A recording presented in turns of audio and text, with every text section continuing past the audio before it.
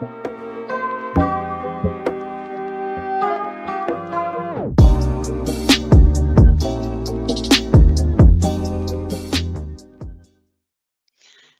thanks for the introduction, Lucas. I'm very happy to be here today and getting the chance to share some of the things that I've picked up about how to manage my time a bit more effectively. So let's get to it. The first question, of course, to answer is, why are we talking about time management? I'm sure you all have your own systems in place, but I think it's an area where it can always help to have a look at new strategies, maybe find a few specific areas where you can take new tips on board, try out new things and see if they can help. So we're going to go through a few big picture ideas and then I'll talk about how you can maybe apply them. These are the 5 strategies that I'm going to talk about today. We've got time blocks, prioritizing, working with your energy levels, time tracking, and investing time to save time. So I'm going to go through each one in turn and discuss how I've applied it in my own work and talk a bit about what tasks each one works well for.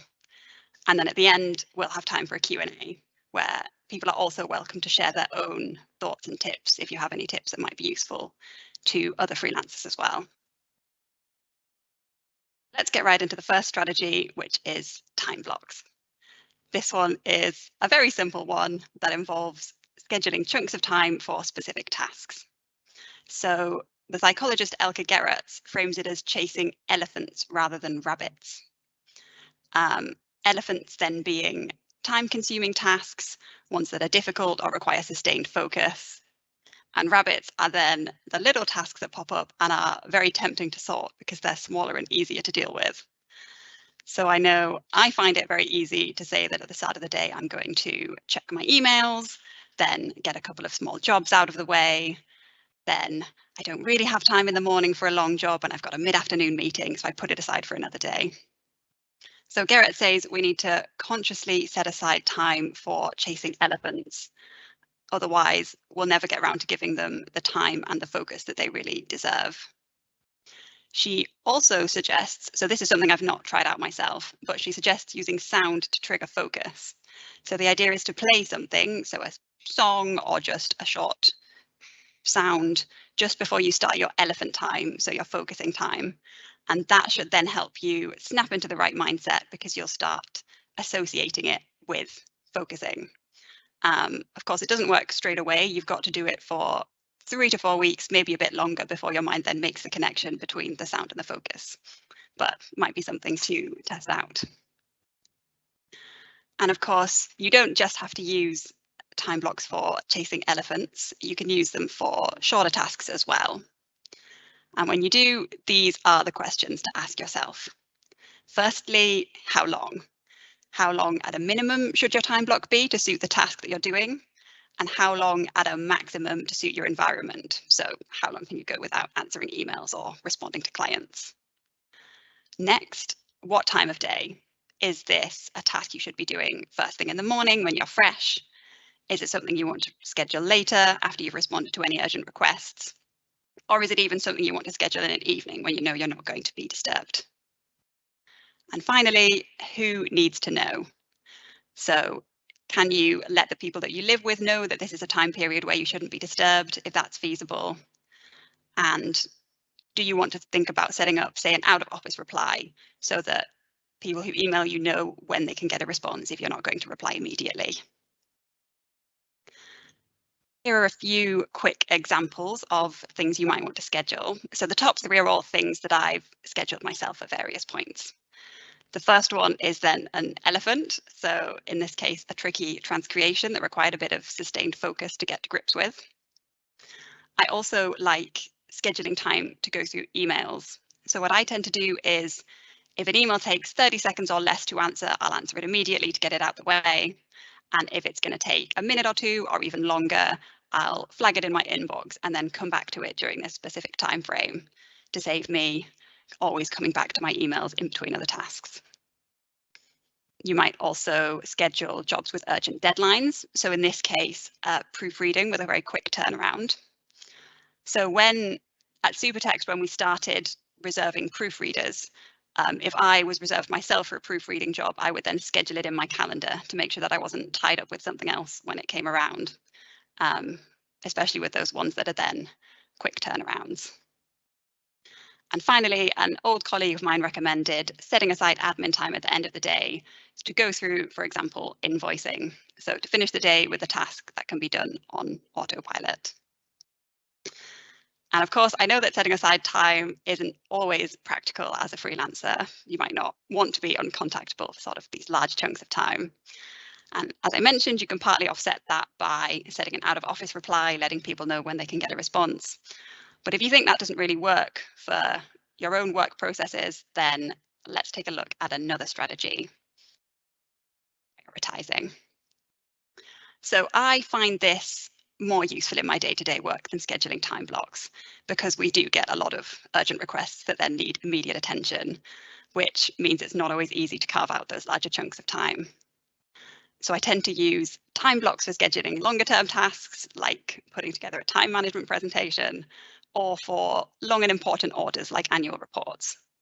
And then for my day-to-day tasks, I use a technique that you might have seen before, which is the Eisenhower Matrix. So the Eisenhower Matrix involves categorizing your tasks by how urgent and how important they are. You then do the top left tasks, you schedule the top right tasks, you delegate the bottom left tasks, and you eliminate the bottom right tasks. If you find you have things in the bottom left that you can't delegate either to a colleague or to someone that you live with, then you should at least make sure you don't invest too much time in them.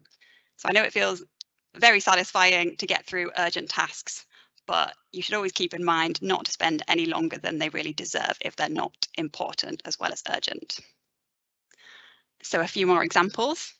If you get, say, an email from your colleague Fiona, that's obviously going straight onto the top of your priority list on the top left. If you have a translation that you take on that's due the same day, that's also going to be something to do straight away, so into the top left. If you take on a translation due next week, that might be top right, so something to schedule. And then you might schedule it in separate sections, so set aside a particular time to get the first draft done by. If you see an interesting article on social media, then that might be something for the bottom right, so to eliminate from your work time. But if it's something that does seem like it's useful for your work, so you might see an article on search engine optimization and that's something that you want to learn more about, then you might schedule it rather than eliminate it. And finally, say you get an email about a project call that's not going to be directly relevant to you, that might then go in the bottom left, and you could then say, email and ask if you can be sent the action points or the minutes rather than sitting through the whole meeting directly. And with that, we're on to our third strategy, which is energy. So this one I think is particularly useful for freelancers. It's about paying attention to your personal energy levels and trying to match your work to that. So you plan to do tricky tasks when you're most mentally alert, or you might save an interesting task for the end of the day if that's when you're likely to procrastinate. So here are some questions to ask yourself. At what time of day do I have the most or the least energy? When am I in the best or the worst mood? When are you most or least able to bring yourself to do unpleasant or difficult tasks? When do you find it easiest or most difficult to concentrate? And when are you most or least able to think rationally or logically? So this is something that is personal to everyone. If I have a difficult task, I like to get straight into it first thing in the morning, as that's when I'm most able to bring myself to do it, so I don't have time to get distracted by other tasks. But I used to have a colleague who preferred to start with a mindless task to get him into the flow of work for the day, sort of give himself a sense of accomplishment, and then work up to, say, a big task. So if he tried to get straight into something big and difficult, he said he just sat around and didn't get started on anything. So it's about knowing yourself, knowing how you work, and then trying to put that knowledge into action. So one thing I often do, for example, is try to make time for proofreading jobs in the morning because I find it harder to concentrate on them in the afternoon. And like a lot of people, I try to save up mindless tasks for Friday afternoons, like finding suitable pictures for a time management presentation. And now we're on to our fourth strategy, which is time tracking. So for me, before I worked at Supertext, I worked as a freelancer. And for me, one of the nice things about being a freelancer was not having to account for all of my time every day. But I do think that time tracking is still a useful tool just to get an idea of what you're spending your time on. And I mean that in two main ways. Firstly, to see how long particular tasks are taking you. And secondly, to see where you might be wasting time or getting distracted, particularly without really noticing that you're doing so. So there are lots of different ways to do this. I'm just going to talk through two tools that I've personally found helpful. The first of them is called Clockify. There's a paid and a free version, but really the free version is all you need. So the way it works is it's very intuitive. You just type the task that you're working on at the top, add it to a particular project, which might be a specific client, start the timer, and then when you're finished the task, you stop the timer again and it gets added to the list below. If you come back to the same task later again, you don't have to type in all the information. You can just go and click the play button on that task below to restart it. You can mark time as billable if it's something that you're going to be paid for. And then if for whatever reason you need to edit the time that you've tracked, if you forgot to start or stop the timer at the right time, you can very easily go in and do that too. So I think what makes this a particularly useful tool is that it provides reports and charts of the activities that you log in it. So it makes it very easy to visualize the things that you're doing and then how much time, for example, that you're spending on one client versus another. It sort of really shows that very clearly. Now let's look at the second tool, which is called the Emergent task timer. So the strength of this one is in helping you pin down exactly what you're spending your time on and what distractions might be taking up your time. So either over one or over a few days. So the way it's laid out is you write the hours of your day along the top and they're then split into 15-minute chunks. At the start of the day, you write down the tasks that you plan to complete that day on the left-hand side, and then start a timer to go off every 15 minutes. When it goes off, you fill in the bubble for whatever you were doing in the past 15 minutes. If you were doing something that was not part of the plan, you write it at the bottom, so starting from the bottom row and working up. And then if you were doing more than one thing in the 15 minutes, you put a slash through the bubble to show that your attention was split. So I found this frustrating, but ultimately useful because it really very clearly shows you what you're spending each part of your day on, and particularly where you're getting distracted. So for me, it was a very clear overview of the times where I was checking my emails or my notifications too often when I thought that I was actually focused on another task. And with that, we come to our final strategy, which is investing time to save time. So the point of this one is not to focus on a single concept like the Eisenhower Matrix or a particular time management tool. It's about keeping in mind all the ways you can spend time on something that might feel a bit less productive now, but will then save you some time and effort later. So this is the one that I think does help me the most. It is partly because it involves taking small chunks of time to do things, and like a lot of people, I find it very satisfying to tick small items off my to-do list. But these things do then genuinely make life easier in the long run. Let's break this strategy down. First, check jobs earlier rather than later. So when I was working as a freelancer, I would always take a look through a job as soon as I took it on to see if the briefing was clear, if I could open the job without any issues, maybe even take a quick read through to make sure if it was a translation that it wasn't more difficult or complicated than I was expecting. So that if there were any issues, I could solve them sooner rather than later. And this is something I still do as a language manager and occasionally I'm very glad about. So I'm sure many of you have run into, if you use group share, run into group share issues, perhaps even the one where the translation or proofread version doesn't show up for other people. And that has a very straightforward fix that just involves emailing the translator or proofreader and getting them to email back a file. But of course, that takes time and relies on somebody else's response, which is a lot easier and less stressful to deal with if I'm doing it as soon as I receive the version back rather than waiting until just before the deadline to go through it. And I feel like for me also, it uses up less time overall. So if I come across these issues early, then I'll send the email, get back to whatever else I was doing, and not worry about it until I get a response. But if I'm doing it just before the deadline, I'm not able to concentrate on anything else until that issue is sorted. And so then it ends up taking up more of my time than it would have if I'd looked into it earlier. Then we've got investing time in learning how to use tools. So again, for most of us, this is Trados. Trados has a ton of useful features to make life easier, help you work more efficiently, but they're not always intuitive. So I found that a straightforward method works best. I just write 5 to 10 keyboard shortcuts on a sticky note and then pin that on my screen. And then every time I need to, for example, open a preview document or check something in the term base, I'll use that particular keyboard shortcut. And they feel a bit laborious at first, but I found that once they'd become second nature, they really did make my work easier. And then that's something I'll occasionally keep coming back to and say, just add another 5 keyboard shortcuts and try and integrate those too, or use them for things that aren't Trados. So for example, browser shortcuts as well. And there are plenty of things that might not feel productive at first, but really do help you manage your time more efficiently if you stick with them.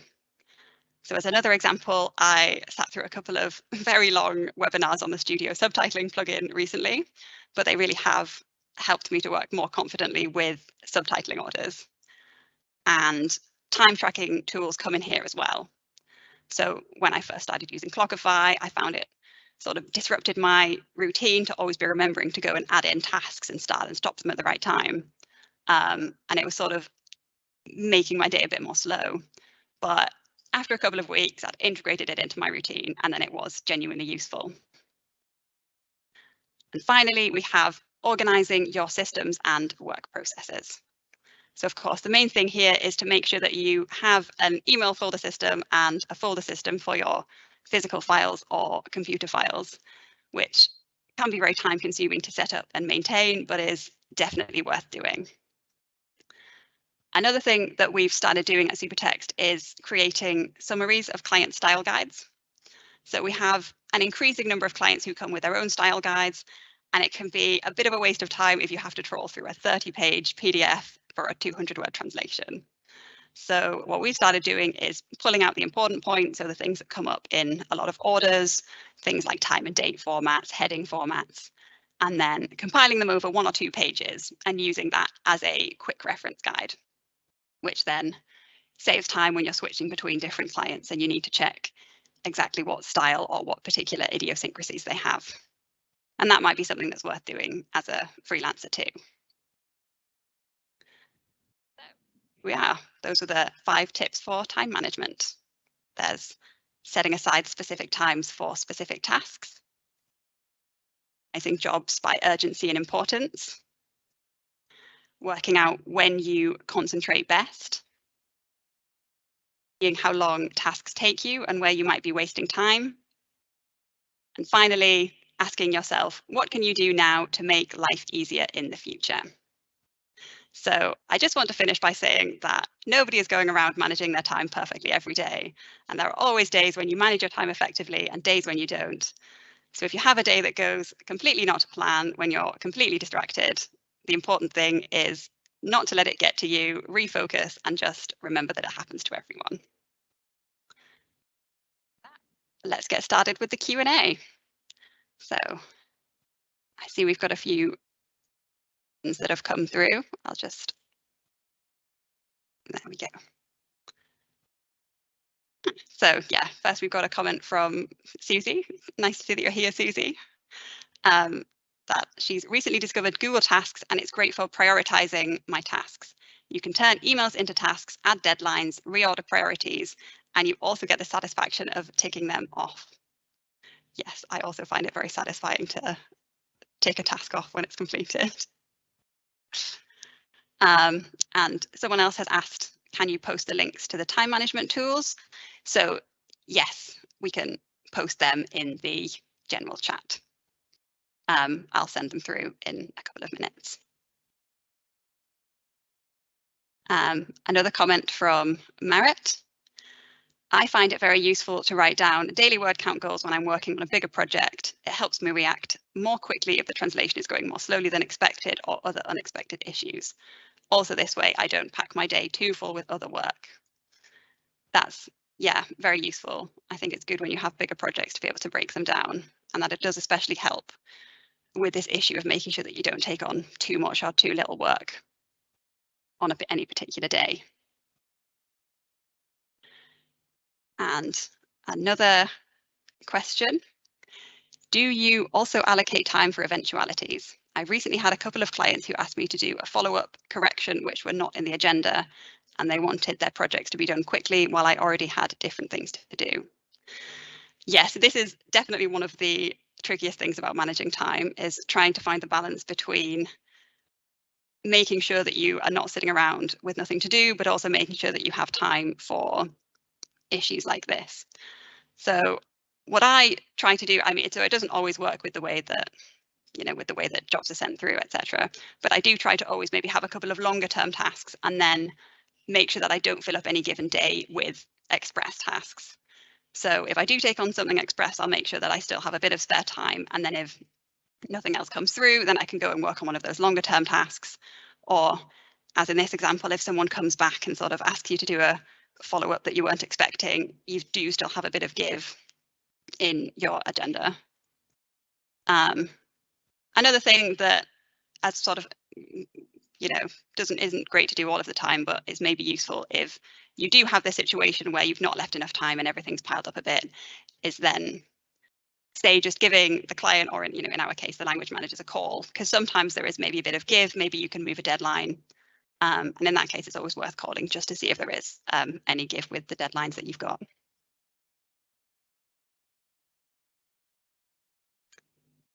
And then we have someone else with note to themselves as a better strategy for time management, which is quit smoking. I imagine that does take up time.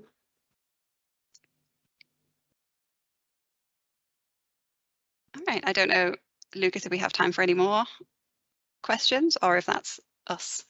Yes, we do have time for a few more questions. Go ahead. All right, so we've got another question here on, are there any tips for staying focused if you're in a distractible mood?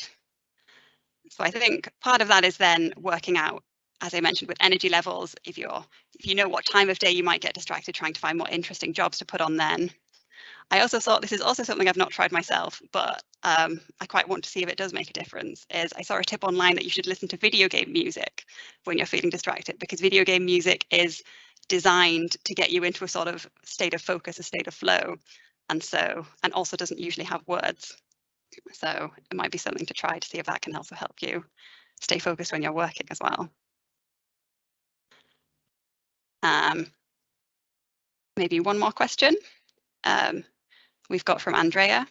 How do you deal with situations when things become stressful and work piles up? So, of course, I have the advantage of then I tend to turn to my colleagues, because I find that just being able to talk things through really makes a difference when I have something to sort of be able to step away from it for a moment. I think you can also do that with people that you live with, or if you don't have colleagues, even if it's someone who's not directly involved, just being able to talk about something can make it feel a bit more manageable. And again, also just for me, having a little ritual of something in my day that I can take, because I feel like there are very few things where you can't always take a minute or two out. And so for me, that's always just going to make a cup of tea. And then once I've done that, I feel like I can come back and then get stuck back into it again.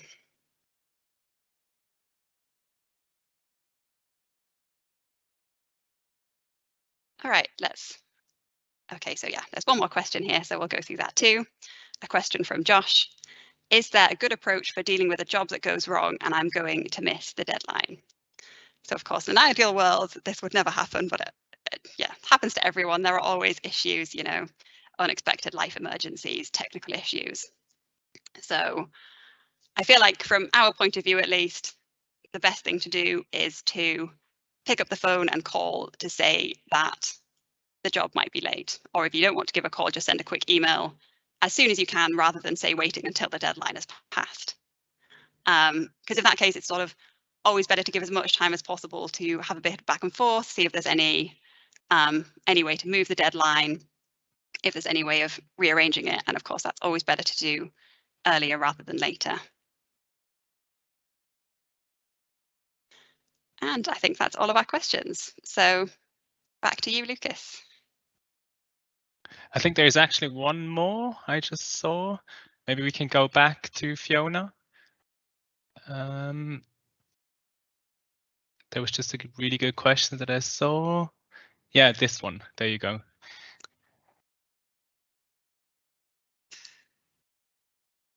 Okay, yeah, so there is one more question. What do you think about breaks? For example, the concept where you take a break every 50 minutes. I think, yes, that's a very good thing to try and integrate. So I'm also quite bad at it if I'm doing something that feels urgent and then I see another urgent thing to do. It can be quite difficult to get up and sort of take some time out. But I think it really does help you just reset, refocus. You know, if you're sat down, then stand up and take a quick walk around. It's definitely worth doing. And finally, another tip is I found the Pomodoro technique useful. So you work in 25-minute chunks with a 5-minute break in between. That's, yeah, also something I've seen and would like to try out at some point.